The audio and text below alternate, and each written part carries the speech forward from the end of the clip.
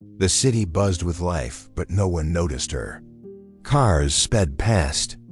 Pedestrians hurried by, their eyes glued to glowing screens or fixed firmly on the ground ahead. It was as if she were invisible, just another figure slumped against the brick wall outside a luxury restaurant, clutching her belly with one hand and an old, crumpled paper cup in the other. Her clothes were torn and soaked from the morning rain, and her swollen belly pressed against a faded sweatshirt that used to be white long ago. She looked no older than 22, but the weight of the world pulled her eyes down like she had lived through 100 winters. Then she whispered, "Do you have anything left?" She wasn't asking for money. She wasn't even looking for pity. Her voice cracked not from weakness, but from days without food, sleep, or kindness. Just 5 words. But they floated through the air like a ghost and landed on the ears of a man who was never meant to hear them. A man who hadn't noticed anything in the world but his next meeting, his stock prices, and the luxury car waiting across the street. Until now, David Langston was one of the city's most powerful entrepreneurs, millionaire, CEO, a man with a schedule so tight his assistant had to book time for his kids a week in advance. He had just closed a deal worth $120 million and stepped outside for a private call when he heard the question. At first, he thought it came from inside his own head. But when he turned, his eyes met hers and something in him cracked. He froze, phone still pressed to his ear, though he no longer heard the voice on the other end. He stared at her. Her eyes weren't asking for help. They were resigned, like she'd already given up on the possibility of hope. Something about that crushed him in a way that no market crash or business failure ever had. "Hold on," he muttered into the phone, ending the call. Then he did something nobody, especially not himself, expected. He walked toward her. "Did you say something?" he asked gently, unsure if she would even respond. She didn't look up, just nodded weakly and repeated, "Do you have anything left?" "I haven't eaten today. My baby kicks a lot when I'm hungry." David glanced back at the restaurant behind him. He'd just walked out of a champagne celebration.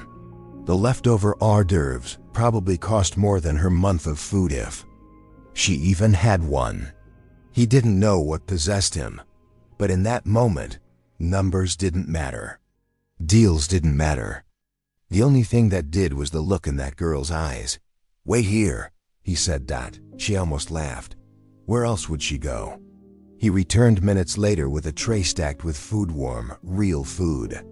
A fresh baguette, roasted chicken, 2 bottles of water, fruit, not the scraps she was used to. When she looked up and saw him kneeling in front of her, holding the tray like an offering, her hands trembled. "Why?" she asked. Didn't have an answer.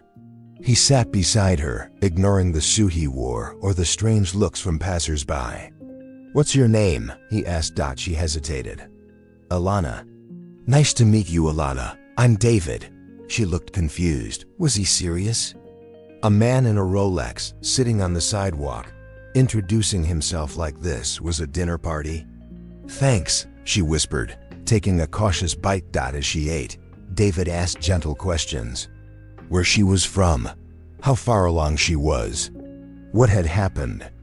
And slowly, painfully, the pieces came out. Alana had aged out of the foster system at 18. Her first job ended when the restaurant closed down. Her boyfriend vanished when he found out about the baby. Shelters were full. And when she finally got a spot in one, another woman attacked her for her blanket. She left. Since then, the streets had been her home. David had heard tragic stories before, but this one wouldn't let him go. He cleared his throat. "Do you have a safe place to sleep tonight?" She shook her head. "No, but I'll find a bench once they stop shooing me." He was quiet for a moment. Then he stood and pulled out a business card. "This is my driver's number," he said. "He'll take you somewhere safe tonight. On me. And tomorrow, if you want, I'll meet you for breakfast. No strings, no pressure." Alana stared at the card like it might catch fire in her hands. "Why are you doing this?" she asked again, voice cracking. David took a long breath. "Because you asked if I had anything left. And for the first time in a long time, I realized I do." Alana stood at the edge of the sidewalk for nearly 10 minutes after David left. She held the card tightly, not because she trusted him, but because deep down she didn't know what else to hold on to. The tray of food was empty, save for a wrapped piece of bread she'd tucked away for the morning. Her belly had quieted, but her mind raced. Could she really trust this? Was it a trap? A joke? But something in David's eyes had felt different. Not like the others who either looked away in pity or stared through her in disgust. His eyes had softened, not with charity, but with shared humanity. That terrified her more than the hunger. Ever did dawn as the street darkened and the shadows stretched long across the pavement. A sleek black town car pulled up beside her. The driver stepped out, middle-aged, polite, and dressed in a tailored uniform. "Miss Alana?" he asked. She nodded, heart hammering. "I'm Joseph. Mr. Langston asked me to make sure you're taken care of tonight." She hesitated. "Taken? Where?" "Someplace warm, with a hot shower, a meal if you're still hungry, and a bed no strings attached." He smiled. "Just a little rest." Alana climbed into the back seat, her hands shaking, ready to bolt if anything felt off. But it didn't. The leather seats were soft and smelled faintly of cologne. A blanket sat folded beside her, along with a sealed bottle of water. Joseph drove quietly through the city, past places she'd only ever looked at from sidewalks or bus benches. They arrived at a modest but elegant boutique hotel on the east side of the city. Nothing too flashy, discreet. Safe. The receptionist greeted her by name, without a hint of judgment. A room was already waiting. As she walked through the door, Alana stared at the soft bedding, the clean towels, the small basket of toiletries and snacks on the desk. She covered her mouth with both hands and wept. That night, she took a hot shower, the first in weeks. She rubbed gentle soap over her swollen belly and whispered, "We're okay now, little one. Just for tonight, we're okay." David sat at the cafe he'd mentioned, nursing a coffee he didn't really want, checking his watch every 2 minutes. He didn't know if she'd come. He wouldn't blame her if she didn't. Maybe it was naive to think she'd trust a stranger in a suit. But just as he was about to pay the bill and leave, he saw her. Alana stood at the edge of the cafe's patio, dressed in clean clothes the hotel had provided. Her curls were damp from a morning shower, and though she still looked exhausted, her eyes were clearer. Alert. He stood, gesturing toward the seat across from him. "You came. I almost didn't," she said, sitting down. "But thank you for last night." David smiled. "How'd you sleep?" She laughed softly, like I wasn't scared someone was going to hurt me. He waved over the waitress and ordered them both breakfast: eggs, toast, fruit, tea. Alana ate slowly, glancing at David between bites. "You really don't want anything?" "I already ate," he lied. They talked. She told him more about the shelters, the people she'd met, the small victories like the time a store clerk slipped her baby wipes when she caught her stealing. David listened. Not like a man trying to fix everything, but like someone trying to understand. When the plates were cleared, David leaned forward. "Alana, if you're willing, I'd like to help you get off the street. Not just a night, I mean, long term." She froze. "Why? What do you get out of this?" "Peace of mind," he said honestly. "I have more money than I know what to do with, and I can't stop thinking about you out there, sleeping on benches while carrying a child. That's not right." Tears filled her eyes. "I'm not your responsibility. You're not. But you matter anyway." He offered her a temporary apartment, a safe space for 3 months, no rent, no strings. During that time, he'd cover medical checkups, groceries, and if she wanted, help finding work or enrolling in training.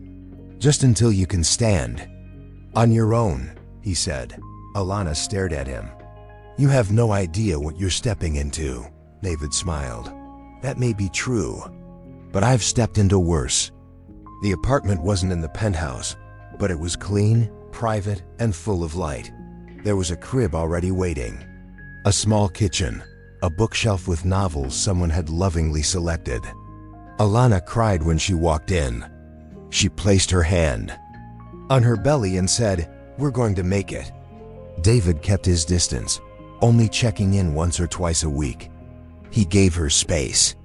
She spent the days attending free prenatal classes, walking in the park nearby, and learning to trust quiet.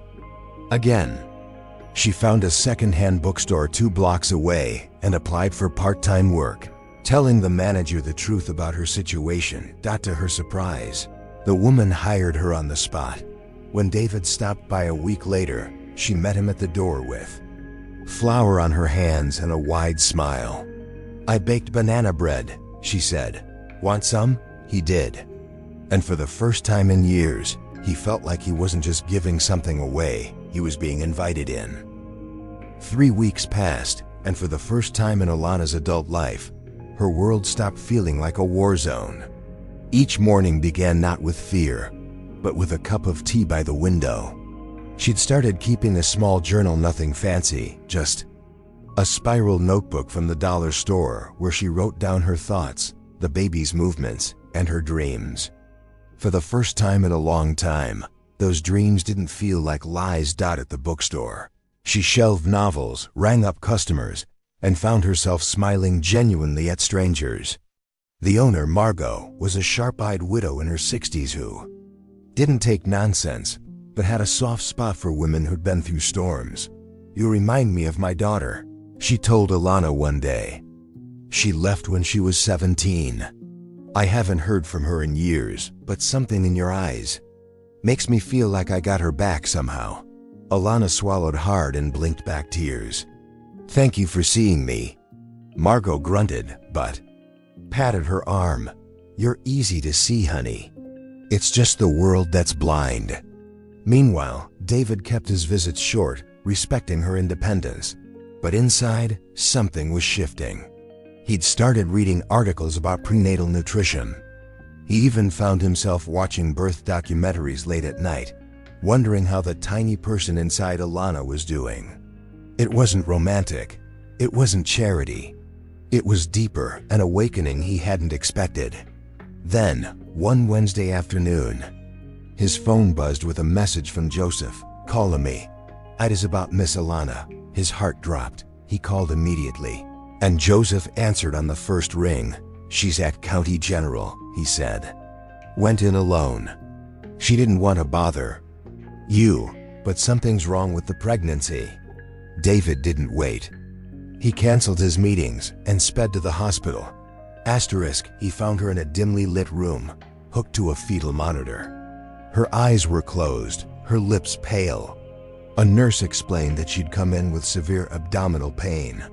The baby's heartbeat was erratic.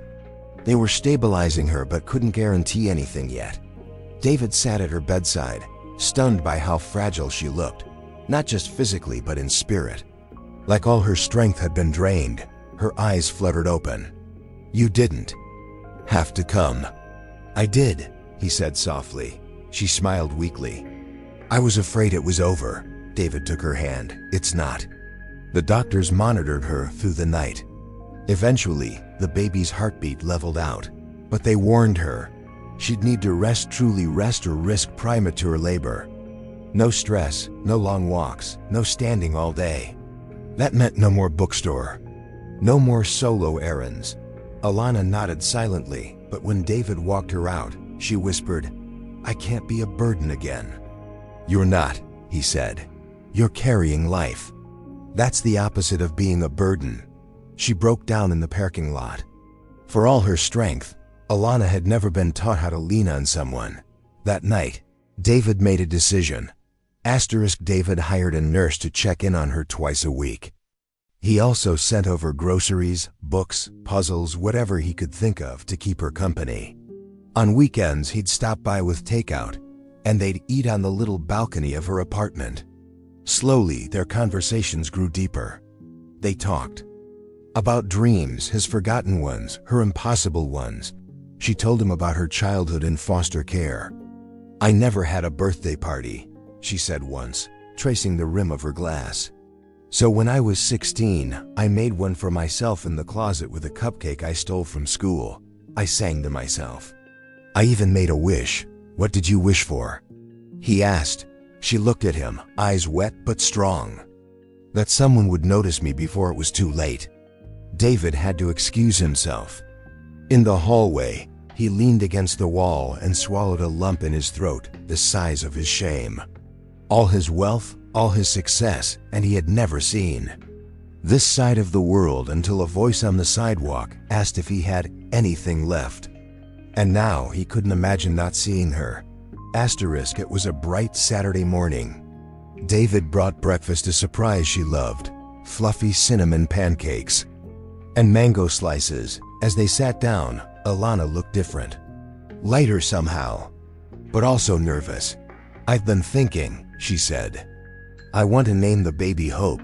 David smiled. "That's beautiful, because that's what you gave me."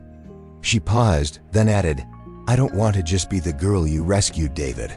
I want to become someone. For her, a real mother. A provider." "You already are," he said. "But I get it." She took a deep breath.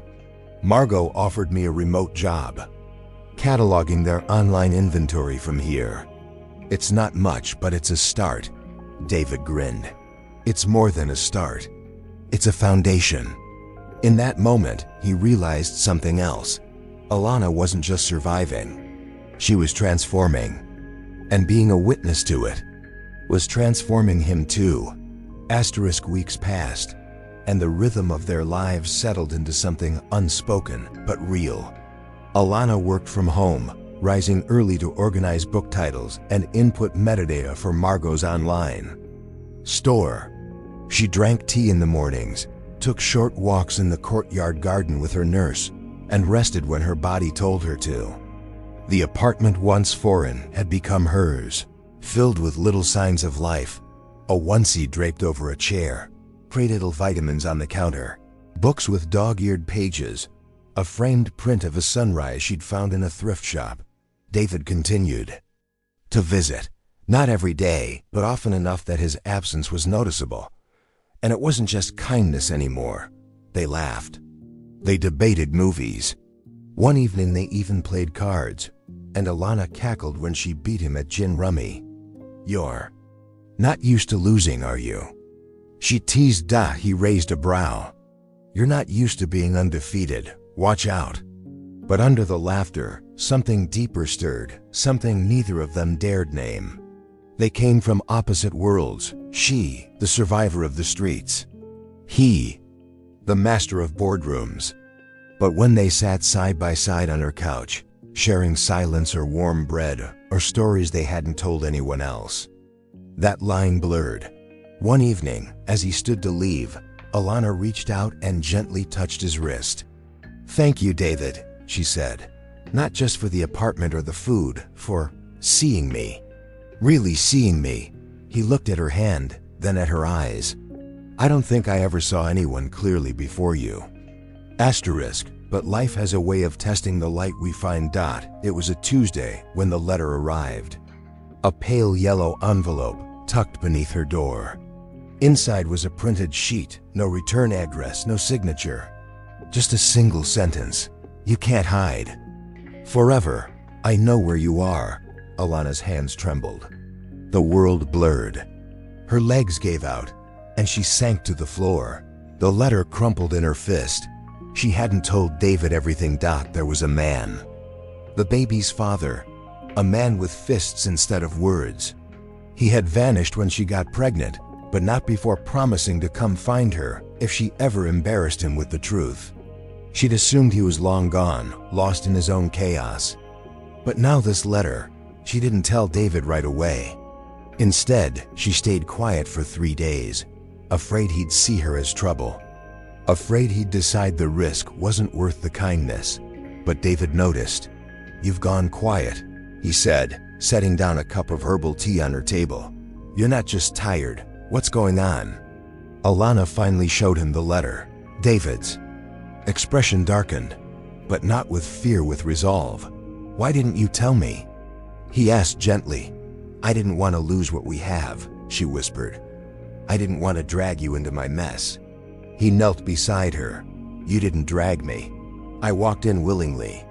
He took the letter, called a private security firm, hired a detail to watch the building and keep her safe, discreetly.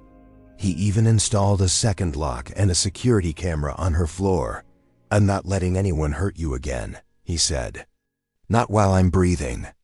The days leading up to the birth were a strange mix of peace and tension.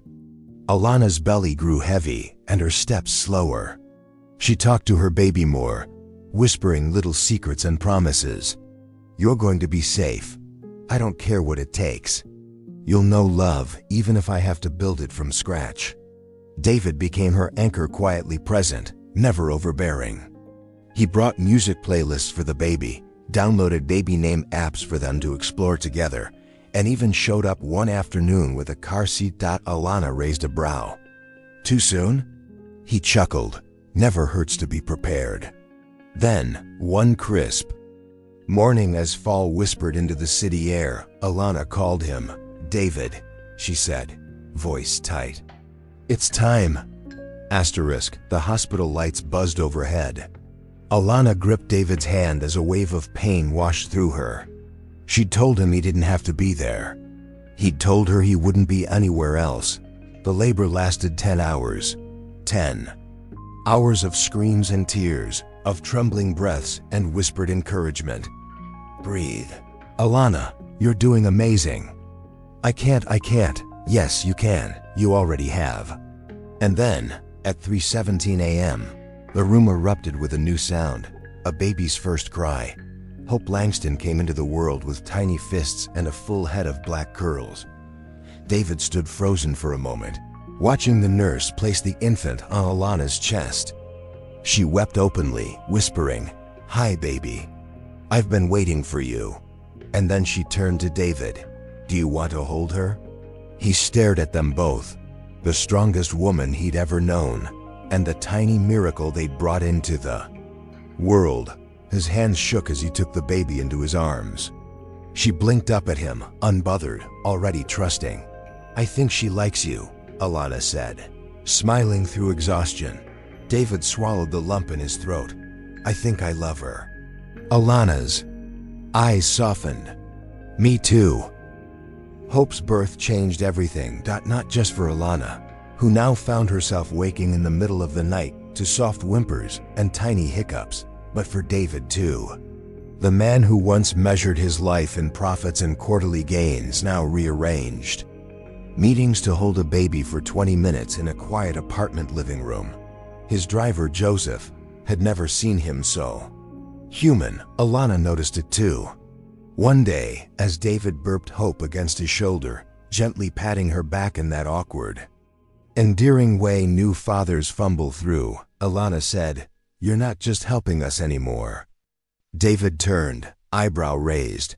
"You're part of us now," she said, simply. He didn't reply, but his silence was full of meaning. The apartment, once a temporary refuge, grew too small for their evolving lives. Diapers stacked in corners. Hope's soft cries echoed off the walls at night. Alana gently hinted that she wanted something more permanent, not just space, but stability. A place she could raise her daughter without always wondering when the rug would be pulled out. David, ever respectful, said, "Let's look together." They toured small homes on the quieter edge of the city. Nothing extravagant, just warm, safe. One had a garden out back where Alana imagined Hope crawling one day. Another had a rocking chair on the porch that made David pause longer than expected. In the end, they found a modest 2-bedroom cottage with soft yellow walls and ivy curling up the side windows. When Alana walked into the nursery and saw sunlight pouring over the hardwood floors, she gasped. "This feels like forever." David said nothing. But 2 days later, the house was theirs. He put the deed in Alana's name. She cried when he handed it to her. "Why?" He looked at her. "Because you're not a guest in your own story anymore."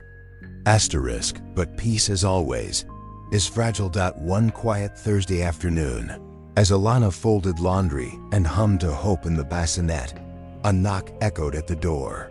Not the usual gentle tap of David or the nurse. This was harder.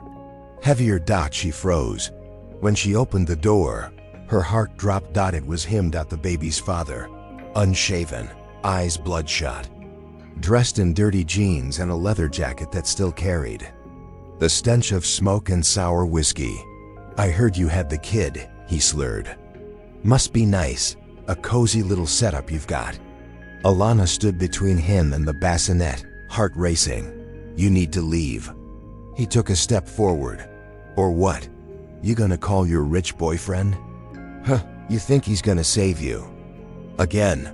Before she could reply, David's voice boomed from behind. "She doesn't need saving, but you need to leave. Now." The man turned. David had walked up the steps behind him, calm, firm, deadly serious. "You got a choice," David continued. "Turn around and never come back, or the police will drag you away before you finish your next sentence." The man smirked. "What, you bought her? Some billionaire savior complex?" David didn't flinch. "I didn't buy anything. She let me in, and that makes me the lucky one." For a moment, tension thickened in the air. But then the man sneered, turned, and stumbled back down the path. David turned to Alana, who was trembling. He took her hand. "You're safe. He won't come back." She collapsed into his arms, sobbing. Not because she was afraid anymore, but because she realized she didn't have to be. Asterisk. Weeks later, as autumn leaves danced down the street and hope gurgled from her high chair, David came over holding a small box. Alana looked at him curiously. "What's this?" He handed it to her. Inside was a silver necklace, a delicate charm shaped like a key. On the back, a tiny inscription, "To the one who unlocked everything." Alana touched the charm, her eyes stinging. "David." He cleared his throat, suddenly nervous. "I used to think I had everything. Money, respect, a name. But it turns out I had a lot. Except meaning." She said nothing. "Just watched him. You gave me that," he continued. "Not just by changing my routine, but by letting me watch you become unstoppable." He knelt, not with a ring, but with an open heart. "I don't know what we're supposed to be, Alana, but I want to keep choosing you every day, not to rescue you, not to lead you, but to walk beside you, if you'll have me." Her tears fell. "Freely now. I don't need a fairy tale," she whispered. "But I want you in our story. For real, forever." Hope squealed from her seat, giggling as if she understood. David laughed through tears. "Then I guess this is home." Asterisk. Winter came gently that year. Snow dusted the roof of the yellow cottage, blanketing the garden in soft white silence. Inside, the warmth of love had made a home out of what was once a lifeboat. The fireplace crackled quietly. Hope had started to babble, stringing together sweet nonsense syllables like music. Her favorite was "dada," which sent David into fits of joyful disbelief the first time she said it. Did she just say? Alana laughed from the kitchen. "Yup, she knows who holds the bottle fastest." David picked Hope up and twirled her in the air. "Well, I accept the position proudly." Asterisk. News of Alana's transformation spread quietly in the neighborhood. No headlines, no articles, just whispers. The woman who once begged for leftovers now managed a small book cart on weekends outside Margot's store. Locals came by, not just for novels, but for conversation. One woman asked her, "You're always smiling. What changed for you?" Alana looked down at Hope in her baby carrier. "Everything," she said. "I found someone who didn't see me as a mistake, and I learned to stop seeing myself that way too." Later that afternoon, David stopped by with lunch and kissed Alana gently on the cheek before handing her a thermos of warm soup. Margot watched them from the store window and whispered, "That girl turned the coldest man in the city into someone warmer than spring." That December, Alana hosted her first Christmas dinner. She cooked for days, nervous, excited, and determined to make everything perfect. David offered to hire caterers. She refused. "This is our home. This is our table. I want it to feel like us." The table was small, but the joy around it was enormous. Margot came, wearing a vintage green dress and earrings shaped like candy. Keynes, Joseph stopped by for pie. Even the nurse, who usually stayed distant, dropped off a crocheted blanket for Hope. After dinner, they exchanged stories instead of gifts. David shared a memory about his childhood, one where his parents missed his piano recital because of a merger meeting.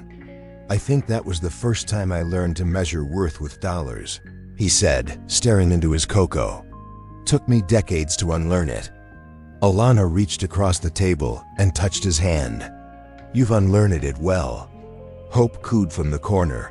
David looked at her and whispered, "She'll never wonder if she's worth it. Not with you as her mother." One morning, as spring crept back into the air, Alana asked David to drive her downtown. "To where?"